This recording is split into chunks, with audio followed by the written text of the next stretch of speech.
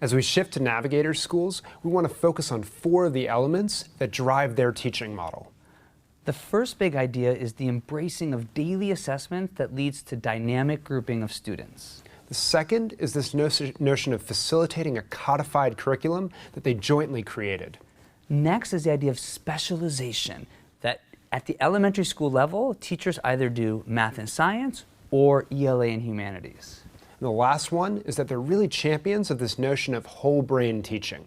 So on that first big idea, this daily assessment leading to dynamic grouping, you have to understand that the teachers see their role as instruct, assess, and then regroup. And this happens on a daily basis. The students get a set of quiz questions, and if they know it, they're allowed to go off and work online. If they don't, the teacher goes deep into small group role, and that's their job. Make sure everybody at the end of every day knows the assessment. I think that the blended learning gives me the opportunity to be able to pull small groups because the computer programs we use in class is a really great way of letting the kids work at their own pace. And then while they're doing that, I can pull the kids who are struggling on the actual standards and the Common Core that we're moving towards. I can pull them at that time and really focus in on each of those kids' needs right then and there. And we do it on a daily basis on the actual standard I'm doing that day, so no one is going to fall behind. As soon as I give a prove-disprove question, I immediately have my data from my responders and from my MOBI about who got that day's lesson, who didn't. The ones that didn't and still need that guided practice are going to stay behind with me. The ones that got it, they're going to go on, they're going to go into a computer program, which is also at an individual level for them.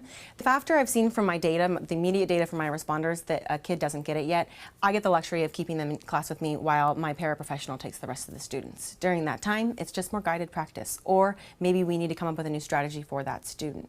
Sometimes it's 3 students, sometimes it's 4 students, the max would ever be 6, but sometimes I just get to work with 1 student.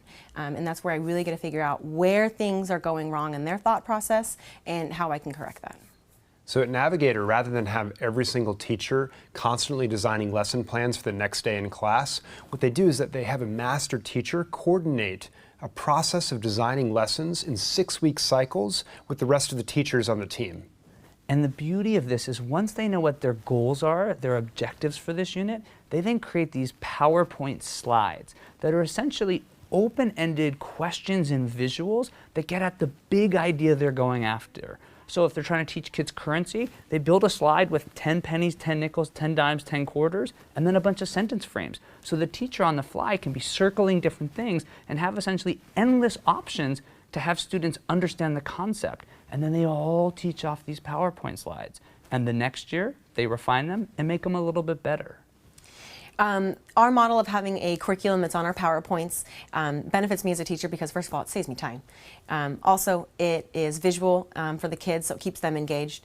And also what allows me to do as many examples as I need. Maybe it's 1, maybe it's 2, maybe it's 5. Navigator also made a very specific decision, which was to allow its teachers to specialize so that students would see multiple teachers in the course of a day. Be that in the learning lab when they would work with one set of teachers, or some teachers specialize in humanities, whereas others specialize in science and math. And the big idea here was that to give teachers an opportunity to really hone your craft at what you're good at and not be responsible for everything. Now, we acknowledge that not every school is going to make this decision, but the point is that it was a concerted decision to drive this specialization to improve student learning for their model. I really like being a single subject here working just on math because when I was at a traditional school, you had to focus on everything, and you had to focus on the interventions for reading, you had to focus on the interventions for this and tracking this and really trying to find out like everything. And you couldn't find, everything would fall through the cracks because you had so much going on. And here I'm solely math. You know the ins and outs of your curriculum. You learn those standards inside and out, what manipulatives you need for the students, how to gauge their performance, what really gets them motivated. And it's so neat to see that just a single subject can just excel so much more by being one single teacher in that grade. Having the kids rotate to other teachers, I think is a good practice for them because it helps them learn to have different relationships and foster different relationships with different types of adults. But at the same time, it still gives me plenty of time to build a rapport with all of my students. And for me, it also gives me practice. In the morning, if it didn't go so well, I get to change it up. And in the afternoon, I get to make it better. The last thing you have to know about Navigator schools is when you walk on that campus, you are flooded with song and energy and movement. And they have this approach which they call whole brain teaching. And I would essentially sum it up as a call and response choral type approach that gets students very active in their learning. So if you want to learn more about this, which I highly recommend, we'll put a link in the resources section so you can do a little background. But the best way to explain this to you is to just show it to you. So watch these clips. Look at how active students are in their learning. Look at how much language production they have, and think about that for an English language learner or someone who's struggling to acquire language skills. And then frankly, just enjoy how cute these kids are in action. Like SS, comma, fanboys, SS, period. SS, comma, fanboy, SS, period. SS, comma, fanboys, SS, period. Compound sentences are easy to learn. Watch me do it, then take your turn. Two simple sentences put together just right.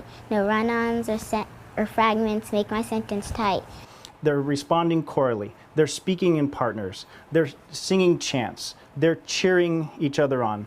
And it is, when you go into a whole brain teaching classroom, it's unlike anything you've ever seen, especially the first time you see it. And you just say to yourself, this is incredible. And it's actually quite replicable.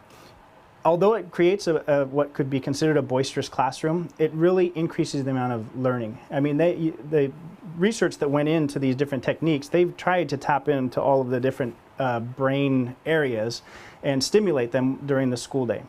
A metaphor also compares two things, but does not use like or as. My sister plays the violin, but I play the flute. It's a compare and contrast. So we want to use a fanboy but. Tell your partner, what kind of sentence is this?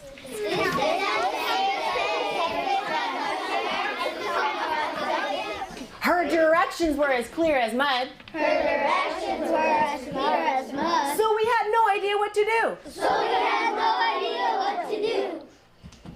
Snow White, your whiteboard's in 5, 4, 3, 2, 1, and 0.